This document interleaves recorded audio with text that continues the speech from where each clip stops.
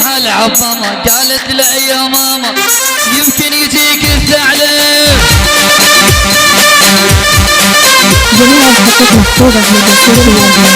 جميع الحقوق محفوظة لدى سيد الوالدين. قال الأرنب لأمه تسمحي لي روح العظمة.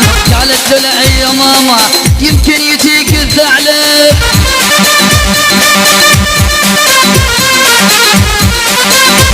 جميع الحقوق محفوظة لدى سيد الوالدين. هز جميع الأرنب الحقوق في محفوظة كتابه لدى سيد ما سمع الوالدين. كلمة أمه راح يتمشى للبستان.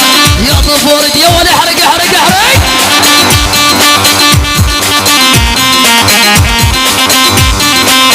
ابو تشيك عمي.